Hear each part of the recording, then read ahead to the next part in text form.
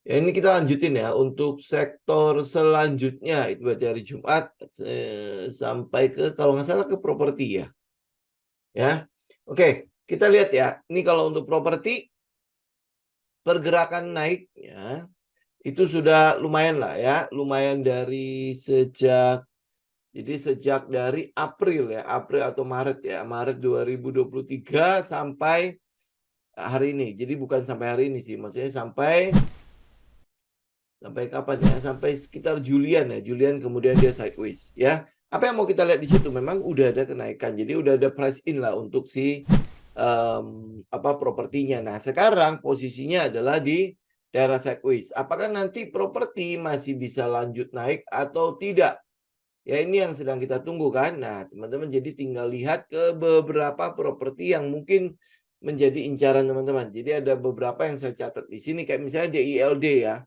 Deal itu sebenarnya udah cukup tinggi. Ya memang udah kenaikannya memang udah cukup. Jadi dia kalau udah ikutin sektoral ya sudah ikutin.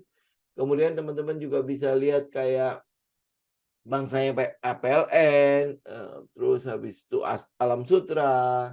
Ini yang saya catat di sini itu habis itu untuk industrinya kita masih catat adalah Kija ya. Kija ya itu juga udah lumayan termasuk MDLN kan. Jadi kalau sekarang dalam keadaan koreksi, nah koreksinya itu dalam keadaan memang karena sektoralnya sideways atau dia memang memiliki potensi untuk naik kembali. Jadi teman-teman tinggal cek ke technical yang bisa. Misalnya APLN teman-teman apa yang teman-teman lihat di sini, ini kan dia juga ikut ya dari Maret ya, memang dia udah ikut juga kan pergerakan naiknya. Nah, sekarang dia sideways, tapi kalau sideways-nya APLN teman-teman bisa lihat ya. Dia sebenarnya udah ini saya lihat di daily ya. Dia udah sempat nge-break. Ini daily-nya. Minornya itu sebenarnya udah di-break sama pergerakan yang hari ini ya dari 151 itu minornya teman-teman bisa lihat struktur pasarnya itu udah sempat di break ya kita mau lihat nanti besok Selasa kan ya besok Selasa dia berhasil rebound kalau dia terus turun berarti APLN untuk saat ini teman-teman nggak usah perhatikan lagi berarti dia udah kelar ya naiknya udah kelar jadi mungkin akan retest kembali ke bawah ya ini untuk APLN. Kemudian teman-teman lihat juga Asri ini adalah saham-saham yang sempat kita ikutin ya. Kemudian ada Alam Sutra di sini. Nah, Alam Sutra kenaikannya gimana nih? Ini hari ini mungkin juga akan ikut-ikut lah ya. Ada sedikit peluang untuk ikut-ikut APLN nih. APLN kan sudah jebol nih. Ya ini kalau untuk Alam Sutra ini udah di ujung tanduk. Jadi kalau dia jebol juga, jebol ya ini jebol di mana? Di 177 berarti ini kemungkinan besar akan ada perubahan pada trennya. Ya ini minor ya. Yang kita lihat tuh minor-minor dulu ya. Jadi kalau sampai Alam Sutra itu jebol ini, kita lihat 177, jadi ada peluang dia akan kembali retest sampai ke sekitar 150-an. Oke. Ini untuk Alam Sutra. Jadi ini ada peluang untuk dia breakdown gitu ya. Nah, ini kita lihat yang second liner. Bagaimana dengan yang first linernya? Jadi yang kita lihat itu adalah BSDE. Ini adalah saham-saham yang sudah pernah kita mention ya. Jadi yang nggak kita sempat menyebutnya untuk diperhatikan segala macam kita nggak akan bahas ya. Oke. Jadi saya hanya akan membahas saham-saham yang pernah saya sebut. Ya, yang pernah saya sebut di ya saham-saham apa yang sempat saya sebut ya teman-teman lihat ya, di video-video sebelumnya ya. Oke. Nah, ini untuk BSDE kita juga lihat nanti posisinya kurang lebih daerah sini nih. Daerah 1065 sampai 1040. Ini apakah teman-teman pasti akan tanya gini, apakah ini ada hubungannya dengan pasar properti yang ada di Cina sana di mana si Evergrande itu kan Evergrande itu kan bangkrut ya. Padahal itu sebenarnya kan sentimen sebenarnya udah cukup lama lah. Itu sentimen udah lama. Jadi kalau hari ini dia declare bangkrut ya sudah. Itu mah udah kelihatan kan. Maksudnya untuk akhir dari perusahaan tersebut. Kemudian beredar kasus-kasus mengenai pembangunan gedung-gedung yang di China sana, di mana itu kopong gitu. Jadi dalamnya itu isinya itu styrofoam dan sebagainya. Nah, itu di sana. Saya yakin banget di sini sih mungkin enggak lah ya. Kita juga lihat pembangunan untuk itu kan untuk gedung-gedung tinggi, ya, untuk gedung-gedung apartemen. Nah, sedangkan kalau di Indonesia punya, kita nggak lihat pembangunan gedung yang secepat itu ya. Kecuali memang itu adalah tempat, itu adalah apartemen yang memang rakitan ya. Ada kan ya, kayak di IKN itu kan ada yang kita lihat tuh, ada yang rakitan. Jadi cepat gitu naiknya. Cuman untuk hunian sementara atau hunian untuk pekerja, ya.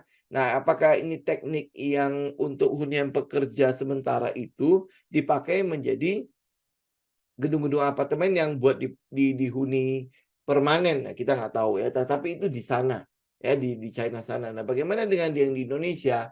Ini yang mau kita lihat adalah laporan keuangan Q3-nya nanti. Yang kita lihat di Q1 yang cukup bagus, bahkan waktu di zamannya Covid, penjualan properti itu hampir boleh dibilang cukup stabil gitu. Ya, ini yang kita lihat dari laporan keuangan yang ada cukup stabil, makanya kenapa dia untuk properti bisa rebound juga cukup cepat ya. Nah, jadi untuk yang BSDE-nya sendiri kita lihat di 1040 sampai 1065 itu kurang lebih area ya, kalau misalnya teman-teman mungkin kalau melihat nanti di Q3-nya masih cukup bagus, kita mungkin bisa collect daerah situ atau dia punya potensi jebol apa enggak. Nah, ini tinggal kita tungguin ya. Ingat ditunggu aja ya. Jadi nggak perlu harus pada saat harganya naik baru kita kejar ya. Contoh misalnya hari ini ada deh. Oh, hari ini cukup banyak. Teman-teman bisa lihat misalnya kita mention MTEL itu dari kapan. Kemudian dia naik terus kan. Jadi kayak menggoda kita kan untuk ikut kan. Nah, kalau teman-teman ikut hari ini ya lumayan lah ya, lumayan turunnya. Kemudian sama apa lagi ya yang naiknya udah banyak. Oke, Tekim juga ya. Dia udah naik cukup banyak. Ya, ini bahkan ada yang sempat DM saya. Kan kita udah sering ngomong ya, mau lo jangan dikejar. Saham-saham yang kayak gitu nggak usah dikejar. Lu tinggal tunggu dia turun aja bikin swing low, nggak sabar. Kenapa? Takut ketinggalan. Akhirnya dia masuk. Ya, dia masuk sekarang ada posisi di 8.000 lebih. Ya, 8.000 lebih. Tekim hari ini berapa ya? 7.000 lebih kan? Nah, apa nggak nangis darah tuh? Ya, nanti udah sampai udah nggak kuat dia lepas, udah mulai naik lagi. Padahal ya dia memang udah selesai turunnya. Gitu kan? 7.400 ya. Ya udah turun 600 ya. Lumayan ya. Ya, udah 10% ya jadinya ya. Hampir belum. Ya udah 5% ya. Ya. Ya kayak gitu-gitulah. Jadi kalau saya boleh kembali menyarankan, minimal teman-teman tahulah sedikit mengenai price action gitu loh, bagaimana cara menilai, melihat price action-nya ya.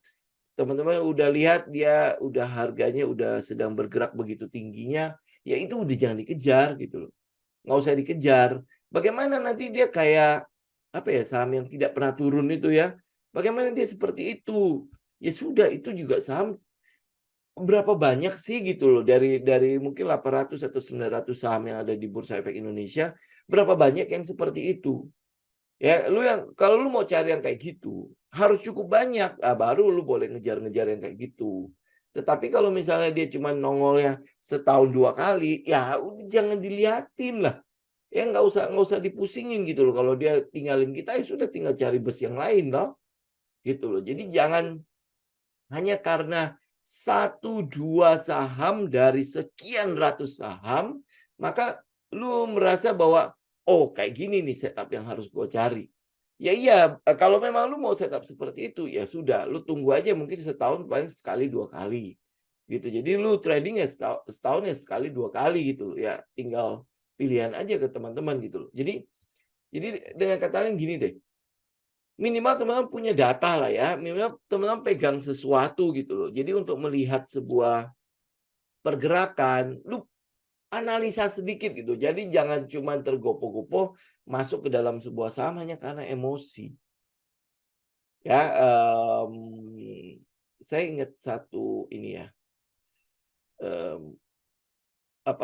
kalau pepatah Jawa ada yang mengatakan bahwa ya jangan jangan orang dikit-dikit heran, jangan dikit-dikit kaget gitu loh. Ya, ojo gumun ya atau apa gitu dah ya. Nah, jangan seperti itu gitu. Kenapa lu tiba-tiba, "Oh, kok heran ya? Kok dia bisa begini ya? Kok ada dikit-dikit kaget, kok dia bisa begini ya?" Ya, kalau lu punya data, lu punya persiapan, lu melakukan analisa, ya, lu pasti memiliki apa ya, kita bilang ya, kalau sebuah pergerakan harga tiba-tiba naik, contoh hari ini BRMS, ini masih ada yang DM saya BRMS kan, kenapa? Karena hari ini dia tembus 200. Nah, kok bisa ya BRMS tembus 200? Nah, kita udah ngomongin BRMS dari kapan, cuman kan kita sabar apa enggak aja kan. Nah, BRMS udah begitu, lu heran-heran, lu kaget-kaget, "Ya, gua nggak berhasil ikut, gua nggak berhasil, nggak sampai ikut pergerakannya. Ya kenapa ya begini, kenapa ya begitu? Ya kalau lu flashback ke belakang, lu akan tahu gitu, kalau lu punya data itu lu nggak perlu harus heran, lu nggak perlu harus kaget-kagetan gitu. Kalau kalau sampai hari ini lu masih, ada pergerakan naik," ya kaget ya, kemudian heran ya.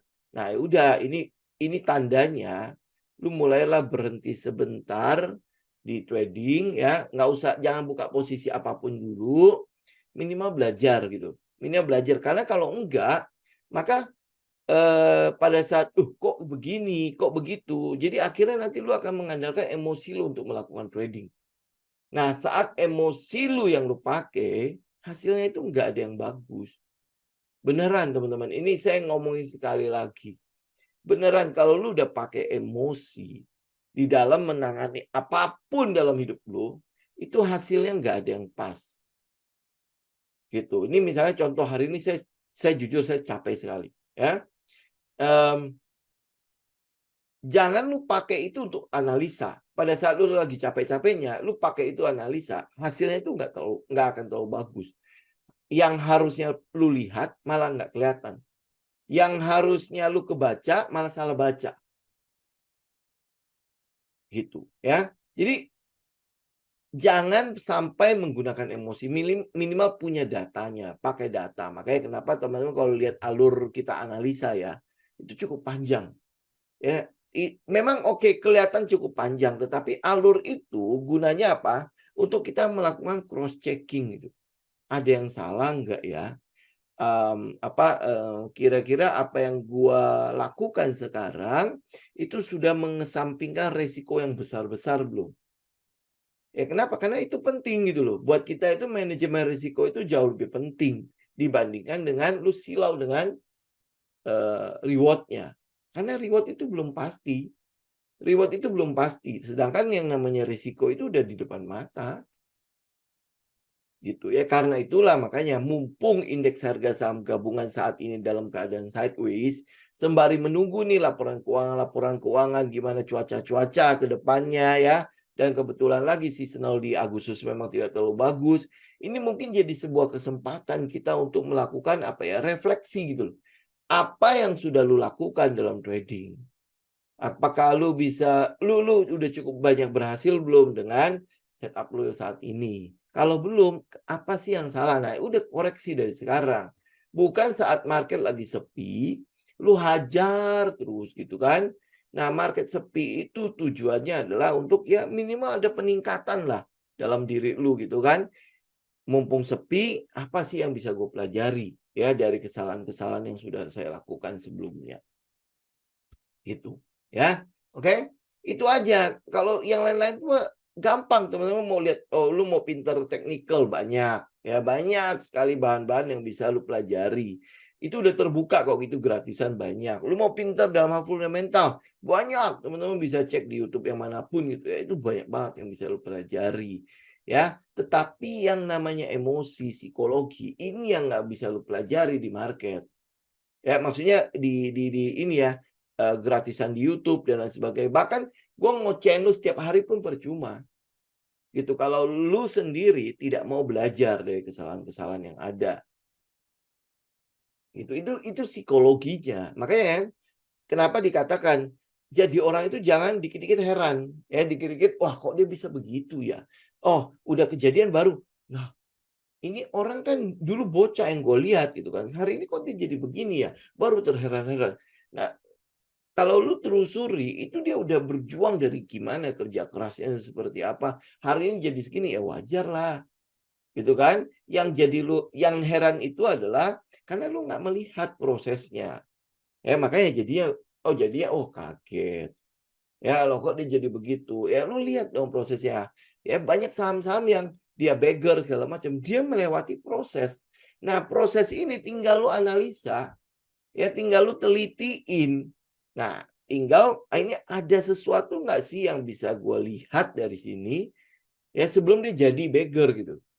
Itu kan tinggal jadi setup buat lu. Benar nggak? Yang jadi masalah banyak trader itu adalah, gue nggak mau peduli lah. Pokoknya udah yang penting hari ini gue masuk, besok dia arah dan sebagainya. Itu kan cenderung yang dicari orang kan. Padahal ya enggak seperti itu. Enggak semua ada prosesnya lah ya. Oke, nah ini untuk si properti. Satunya lagi kalau tidak salah adalah Paywon. Ya, satu lagi adalah Paywon. Nah, ini teman-teman melihat Paywon, ini juga tinggal di ujung tanduk doang. Nah, kalau lu lihat teknikalnya dari sektor ini seperti itu. Jadi ada peluang memang di propertinya untuk saat ini ya. Ada peluang dia akan breakdown ini. Sepertinya ada peluang untuk breakdown. Karena itulah ya sementara properti lu agak jauhin dikit ya. Maksudnya bukan dibuang ya, tapi dia agak dijauhin dikit ya. Nah, jadi kita tinggal tunggu dia mau sampai kemana nih, swingnya sampai kemana nih. Ya nanti kalau dia udah mulai ada ancang-ancang lagi untuk naik, baru kita mulai perhatikan. Tapi kalau udah lihat, tadi kita lihat berapa teknikal dari saham-saham properti, itu kan sebenarnya udah cukup jadi market leadernya kan. Nah, harusnya bisa cukup mewakili sektor itu. Ya, BSDE mungkin ada peluang koreksi, kemudian Paywon ada peluang untuk nge-break struktur sebelumnya. Ya, kemudian kita lihat APLN break, Asri break, ya kemudian Kija mungkin break ya tadi, nggak tahu sampai segitu ya. Nah, jadi kalau lu lihat seperti itu, ya mata lu atau mungkin perhatian lu jangan tertuju ke properti dulu. Jadi ini ada peluang terjadi koreksi. Ya, deal ya kayak deal segala macam. Itu kan lu tahu kan ya, deal aja posisi tertinggi saya di 160 sekian. Ya, nah saya nggak tahu apakah Pak Lo udah buang atau belum ya. Kayak gajah tunggal, kalau udah selesai udah tinggal 0 baru dia umumin kan. Ya, apakah deal nanti dia udah selesai turun semua udah dia buang baru dia umumin, deal udah nggak ada. Dia udah nggak pegang deal. Gitu. Jadi jangan benar-benar depend terus gitu loh sama yang begini-ginian. Gitu. Teman-teman harus bisa melakukan analisa sendiri ya. Nah, kita lihat kayak properti, ya udah jangan dilihat dulu. Jadi nanti aja kita baru lihat ya. Kalau mungkin teman-teman punya saham-saham properti yang mau di taking profit dulu, ya tinggal cek aja gitu ya. Mungkin bisa taking profit dulu. Ya nanti kita tinggal tungguin lagi dia di bawah. Karena apa, sektoralnya seperti itu. Dan kita lihat di beberapa sahamnya juga seperti itu. Ya, nah apakah ini wajar? Ya wajar lah. Kenapa? Karena lu lihat sektornya itu dari bulan Maret kenaikannya. Ya, jadi kalau sekarang dia di fase-fase distribusi, ya wajar aja lah ya kenaikannya udah setinggi itu. Apalagi saham-saham properti kita lihat ada beberapa yang memang udah cukup beggar kan, gitu. Ya, oke. Ini properti. Kemudian kita lihat infrastruktur. Infrastruktur. Nah, infrastruktur di sini kan ini udah agak-agak sedikit berubah kan. Di situ ada telekomunikasi, kemudian di situ ada ya tower, menara-menara, kemudian infrastruktur di sini juga ada apa namanya itu konstruksi. Ya, konstruksi itu sekarang sudah bukan di properti lagi, ingat. Ya, konstruksi itu ada di infrastruktur, tapi masih banyak sih yang masih menggunakan metode lama ya, di mana sektor konstruksi itu masih dimasukin ke properti. Oke.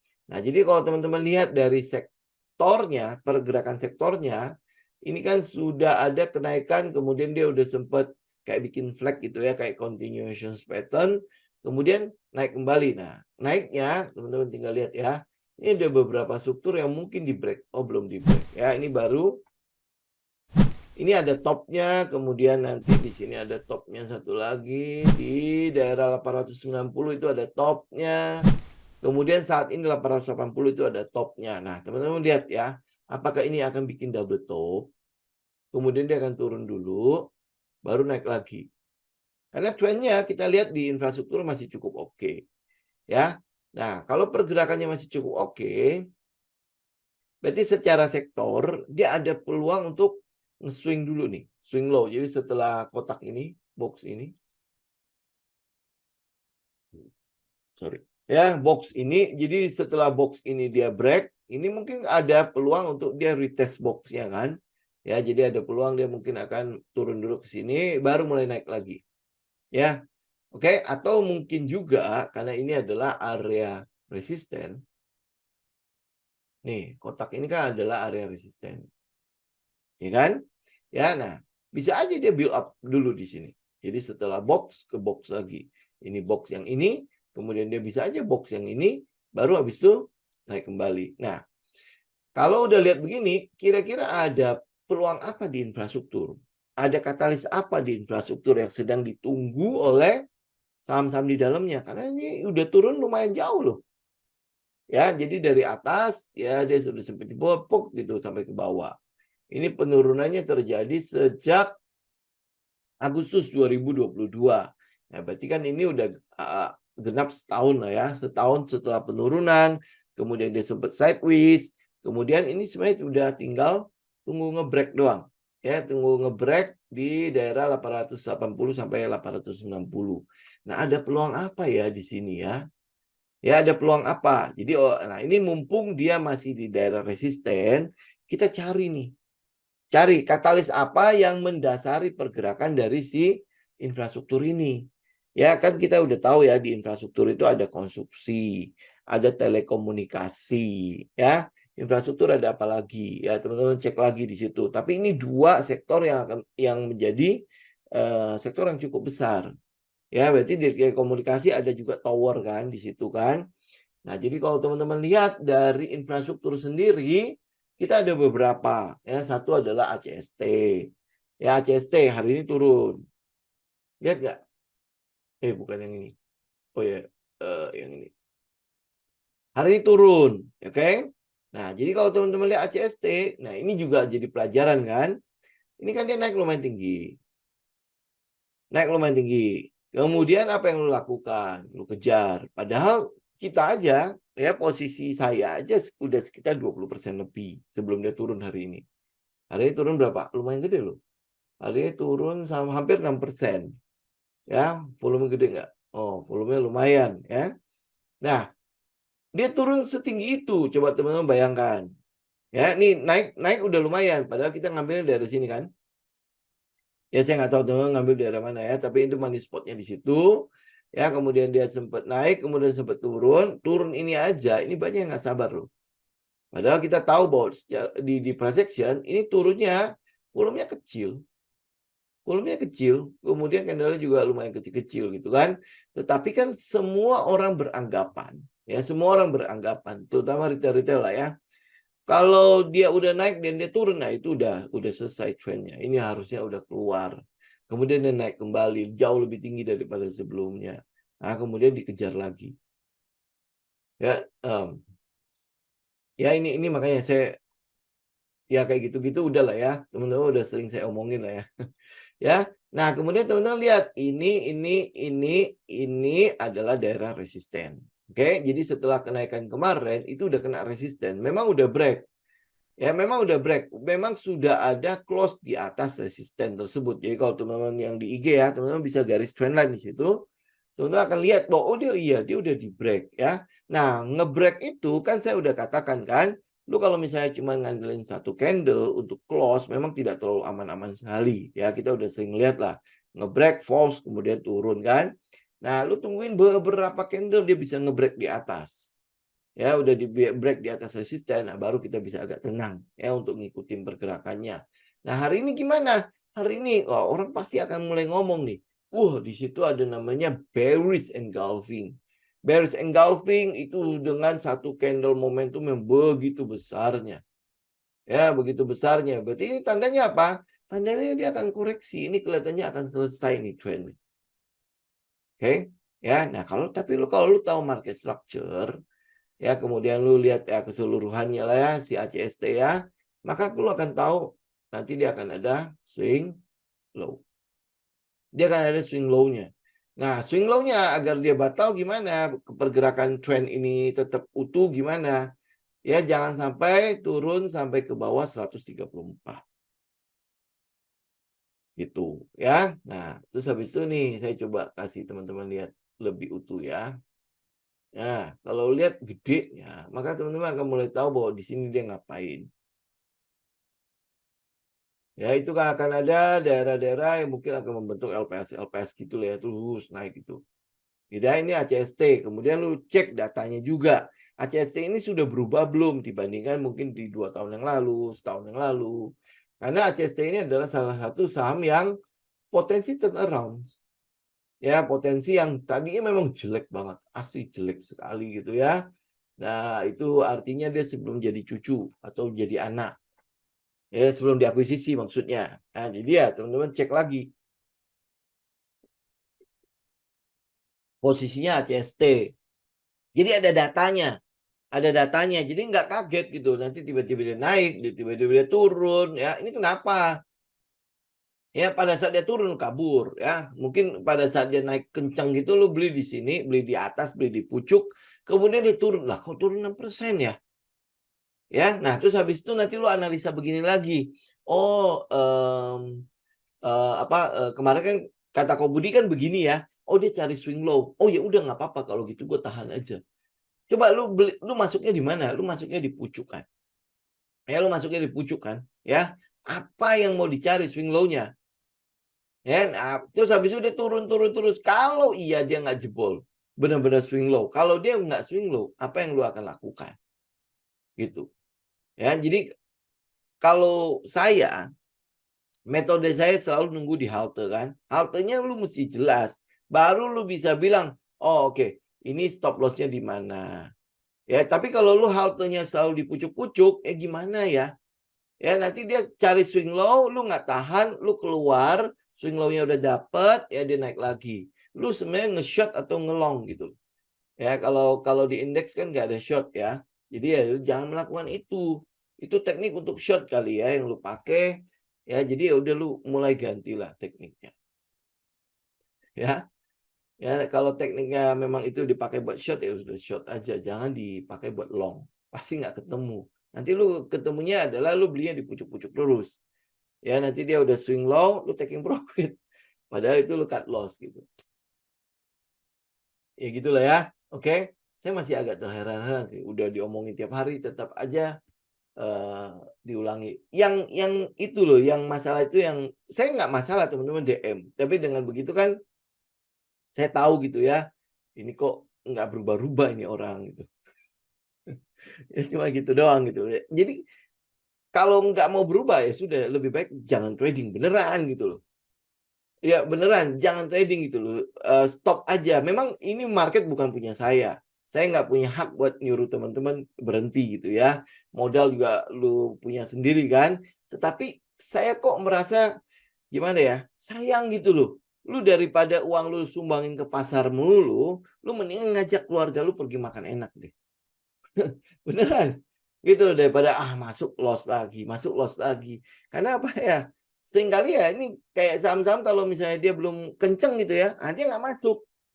Gitu. Nah kalau dia lagi pelan-pelan begini nih, ya dia pelan-pelan begini nih, terus masuk nih. Aduh nggak jalan-jalan. Ini saham salah nih. Nggak jalan-jalan dia. Ya nggak jalan-jalan gitu. Keluar dia, naik dia. Naik kejar lagi. Ya kejar terus turun. Keluar lagi. Makanya gue bilang lu pakai short apa pakai long sih? Gitu. Lu mau lu kalau tekniknya short jangan di sini soalnya ini nggak ada short di indeks harga saham gabungan.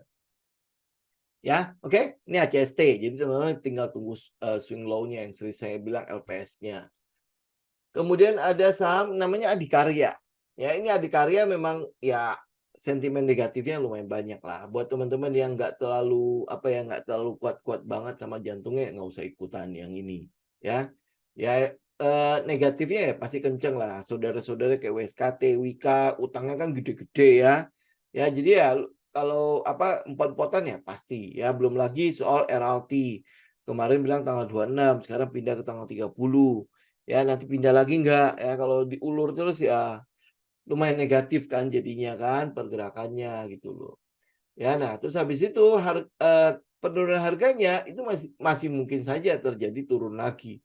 Ya, kita sih cuma mau lihat adalah daerah 408 sampai 430 ini cukup kuat nggak buat menahan dia. Kalau nggak kuat, keluar juga. Gitu ya, kita udah nanti aja lihatnya. Karena apa? Kalau lihat dari atas juga, ini juga kena resistennya kan. Ya, dia kena resistennya. Kok pas banget gitu ya, keluar kena di resisten, kemudian keluar ya berita-berita jelek tentang LRT. Sebenarnya yang duluan siapa sih? Resisten atau ini ya katalis ya. Sebenarnya keduanya saling melengkapi. Sebenarnya bukan masalah katalisnya keluarnya kapan, keluarnya pas resisten terus keluarnya jelek-jelek.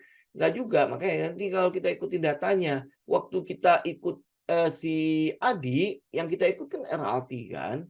Ya, yang kita ikut kan LRT. Kemudian ada beberapa candle kok kayaknya nolak-nolak untuk naik gitu loh.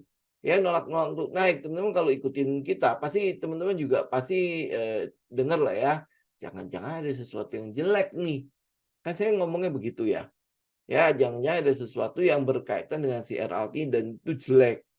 Ya, ternyata benar. Nggak lama kemudian RLT di stop uji cobanya. Karena ya ada upload sistem lah apa segala macam kan. Nah ini tapi kok lama banget cuma ngupload sistem doang berhari-hari kan. Ya dan ini turun terus gitu. Gitu. Jadi sebenarnya bukan masalah katalis atau si teknikalnya. Sebenarnya kalau udah dapat datanya ya kita tahu bahwa kenaikannya itu karena memang LRT gitu kan untuk saat itu ya. Jadi ini kenaikan karena memang merespon LRT. Nah, penurunannya pasti akan ada hubungannya soal LRT juga gitu loh. Gitu kan. Nah, jadi ini yang juga teman-teman harus bisa pegang datanya. Ya, nah sekarang LRT-nya jalan apa enggak? Ya komitmen dari si pemerintah itu mengatakan bahwa ini harus jalan. Ini harus jalan. Ya artinya pasti akan jalan. Gitu ya. Kemudian dia dapat beberapa kontrak kan. Ya beberapa kontrak yang akan dia pegang. Nah, belum lagi soal proyek air itu belum dibayar ya. Itu proyek air bukannya baru ini ya. Baru-baru kemarin dia dapat lagi ya. Ya. Nah, sekarang tinggal apa? Kita tinggal lihat teknikalnya. Kalau memang lu mau masuk lagi, masuknya di mana? Nah, masuknya harus di daerah-daerah halte. Makanya kenapa saya ngelihat 408 atau 432 ini cukup nggak jadi haltenya si Adikarya. Jadi kalau gue mau masuk ya masuknya kurang lebih daerah sini. Ya. Nah, artinya apa? Kalau sampai nanti ya ternyata dia masih turun lagi, ya saya udah buang gitu loh. Posisinya saya bisa buang gitu. Kenapa? Ya dalam keadaan low risk juga gitu. Ya, ini kan kita udah cuan di sini nih. Udah cuan di sini. Ya kalau gue masuk lagi di daerah sini, ya kan gue masih ada cuan di sini kalaupun dia kena stop loss. Gitu ya seandainya nih ternyata jelek banget nih dan lain sebagainya. Ya sudah, kita tinggal keluar aja gitu loh. Ya tetapi ya ini yang kita bilang, lu harus dapat gitu loh halte-haltenya bukan saat ini nih kayak gini nih. Ini 1 2 3 4 candle. Wah, ini bagus nih, 4 candle. Ya bahkan candle yang kelima sebelum dia shadow itu juga bagus. Gitu. Tapi lu tahu nggak berapa banyak yang berbondong-bondong masuk situ? Oh, itu banyak sekali ini rombongan-rombongan yang bondong-bondong pada saat dia di sini. Ini yang naik ini masih banyak yang ragu-ragu. Jelas banyak yang ragu-ragu. Ini kenapa sih Adikarya naik? Ya, padahal kita udah bicara juga di sini. Data-data juga kita beberkan kan. Cuman ada yang nggak kita buka kan, yang TOD-nya dan lain sebagainya kan. Nah, teman-teman bisa lihat, oh akhirnya mungkin dia habis itu konsolidasi. Ya, mungkin bikin apa ya, teman-teman bilang itu flag pattern lah, triangle apalah dan lain sebagainya. Kemudian beneran dia naik. Ya beneran naik. Nah, itu kan pada kejar-kejaran kan. Kejar-kejaran. Nah, begitu udah beberapa candle menolak, ini kita udah mulai curiga nih. Kemudian habis itu RLT-nya mulai tiba-tiba di stop. Itu artinya lu pegang data. Saat data lu pegang, ya lu nggak kaget-kaget. Ini kenapa turun terus ya? Ya, nggak, kenapa lu? Jadi terheran-heran gitu loh. Wah, ini kenapa ya gitu? Karena lu udah pegang datanya, lu tahu tren ini mulai dari mana. Jadi kalau ada masalah dengan tren itu, lu juga tahu apa yang harus lu lakukan. gitu ya. Jadi ya Adikarya kita masih melihat bahwa trennya sih masih oke-oke aja ya, cuman memang ya kita mesti cek ke lapangannya nih, ini kira-kira gimana nih, jadi apa enggak nih?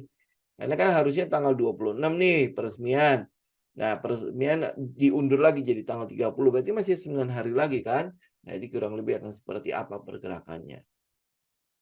Oke, jadi Adikarya, ACST kita masih perhatikan ya. Kalau teman-teman kalau Adikarya belum punya ya kita tinggal lihat daerah 408, 432 cukup oke nggak? Tapi ingat syaratnya, lu kalau tidak berani lebih baik nggak usah. Ya ini kan kita ngambil spekulasi buy namanya. Ya spekulasi buy artinya ya mungkin nggak dia berhenti di situ. Ya mungkin kita bisa spekulasi namanya. Ini spekulasi buy. Ya namanya spekulasi buy ya, masuknya hati-hati. Ya artinya kalau teman-teman mau ambil si Adikarya ya ya harus punya waktu untuk melakukan pemantauan. Oke. Kalau enggak masih ada PTPP. Ini kan mungkin jauh lebih aman ya. Ya walaupun memang pergerakannya ya kayaknya naiknya juga kayaknya agak-agak gimana gitu kan.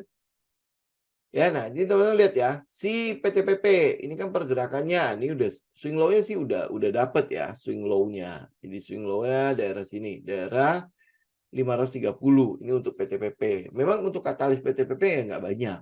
Ya nggak tahu banyak kecuali kemarin itu proyek sama Adikarya di Filipina. Kemudian secara keuangan dia cukup bagus ya untuk yang ini ya. Untuk di Q2-nya cukup bagus ya. Ya kalau kita lihat ya segitulah ya untuk PTPP. Jadi untuk kondisi keuangannya masih cukup sehat ya. Jauh lebih sehat dibandingkan dengan yang lain lah ya, yang saudara-saudaranya itu dia jauh lebih sehat. Kemudian dalam hal pengumpulan proyek segala macam dia memang cenderung lebih konservatif dibandingkan dengan saudara-saudaranya yang lain gitu ya. Nah, apa yang teman-teman lihat di sini, kalau gue gambar begini, ya lu kan lihat ya, oh mungkin dia ada di fase sideways ya di daerah bawah. Di daerah bawah nih. Ya, nih lihat, dia turun ya. Ya, dia kan turun kan? Ya, nah kemudian ada di bawah. Nah, kalau gue mau tarik trendnya kayaknya bisa nih. Nih ya, jadi teman-teman bisa lihat isi PTPP. Tapi ini dulu jangan harapin dia bergerak dengan cepat ya. Pasti ada hubungannya sama sektornya juga. Ya, sektornya akan seperti apa? Dia pasti akan nunggu. Pasti akan nunggu. Karena proyek-proyek PTPP itu masih berkaitan dengan IKN. Dia hampir boleh dibilang jarang banget ya megang tol ya. Dia lebih ke arah bendungan. Ya pokoknya gede-gede lah. Yang bangunan-bangunan besar-besar gitu ya. Itu PTPP ya. Tapi memang secara keuangan segala macam dia jauh lebih aman dibandingkan saudara-saudara yang lain. Ya, tapi aman itu maksudnya bukan berarti dia aman sekali ya, utangnya juga banyak. Tetapi dia jauh lebih aman. Ya, maksudnya dalam hal konservatifnya segala macam dia jauh lebih aman. Ini PTPP. Nah, karena dia konservatif, memang seringkali pergerakannya juga cukup konservatif. Ya, tinggal ya, lu cocok nggak dengan karakter itu. Kalau lu mau yang konservatif, sebenarnya ini PTPP jauh lebih cocok lah kalau yang di infrastruktur. Ya, oke. Kemudian untuk yang telekomunikasi, ya mungkin teman-teman ada yang lihat Excel ya atau ISAT. Kalau Telkom sih mungkin saya tidak terlalu ngelihatnya ya. Ya, tetapi yang mungkin yang bisa teman-teman lihat itu adalah Excel. Ini Excel ya. Ini kan hari ini kan sempat turun, sempat ngedrop, kemudian bikin shadow di situ. Ini Excel. Kita sebenarnya cuma tinggal tunggu dia ngebreak aja 2400. Ya, break 2400. Tunggu ya, saya naikin semua. 2450 dia bisa ngebreak, bisa stay di atas ya. Nah, close-nya udah beberapa candle di atas itu harusnya udah akan cukup lebih aman ya buat teman-teman lihat halte-nya. Ya, walaupun memang pergerakannya juga udah cukup tinggi untuk Excel. Nah, kalau lu nggak mau lihat ini udah terlalu tinggi, nah lu cek yang misalnya ISAT. Ya, ISAT itu seperti apa? ISAT juga udah naik lumayan tinggi. Nih ya, Indosat ya. Nah, yang satunya lagi yang sebenarnya kita harapkan itu adalah si Friends ya. Tetapi karena Friends itu negatifnya itu masih banyak sekali ya. Saya nggak perlu panjang lebar mengenai Friends, teman-teman udah tahu ya. Ini lagi sudah masuk ke dalam sudah masuk ke pengadilan, kemudian suddenly ada yang bayar ya, ada yang kembaliin 21 apa 27 miliar ya. Itu bakalan masih panjang, bakalan sampai tahun depan itu. Jadi makanya sementara nggak usah dikutak-atik dulu. Termasuk anaknya si Mora juga lu nggak usah kutak-atik dulu. Ya itu sementara kita hindarin dulu aja. Ya, jadi ini kayak gini ya. Ini adalah data. Ini adalah data. Ini salah satu contoh data. Kenapa kita boleh datang dekatin emiten itu? Kapan kita lebih baik tidak megang sama sekali emiten itu? Ya ini kayak gini ya. Jadi kenapa? Jadi nanti jangan terkaget-kaget tiba-tiba, loh kok dia turun lagi? Ya kok dia udah naik bagus-bagus, kok dia turun? Nah nggak usah kaget, nggak usah heran. Gitu. Kenapa ya? Karena kita udah pegang datanya. Udah kalau lebih baik nggak usah dulu. Gitu ya. Nah, untuk yang towernya kemarin kita lihat itu adalah MTEL. Yang kita lihat ya, itu adalah MTEL. Ya, MTEL ini apa? MTEL ini ada anaknya atau cucunya ya, cucunya si Telkom. Jadi daripada lu ngejar si Telkomnya, yang pergerakannya nggak kemana-mana, ya sudah kita lebih baik lihat ada potensi di anaknya yang mungkin ada peluang untuk bergerak atau enggak. Nah, sekarang teman-teman lihat ini. Memang ya ini adalah saham yang cukup menjengkelkan ya. Tapi pergerakannya lu lihat. Wah, hari ini turun nih. Padahal dia udah naik bagus-bagus. Wah, hari ini turun ya karena memang sektornya turun semua. Ya. Oke. Nah, penurunan ini ngapain? Nih, lihat, cek lagi. Penurunannya ngapain ya? Penurunannya apakah ini berarti udah selesai trennya. Oh, jadi dia naik ya cuma segini aja. Ya, pergerakannya berarti cuman 14%, 15%. Ya udah habis itu udah selesai. Apakah begitu? Ya lu lihat makanya, lihat baik-baik, oke? Jadi teman-teman bisa lihat, oh ini dia nge-break. Berarti kan ini best ya. Kemudian habis break, kemudian dia masih terus naik.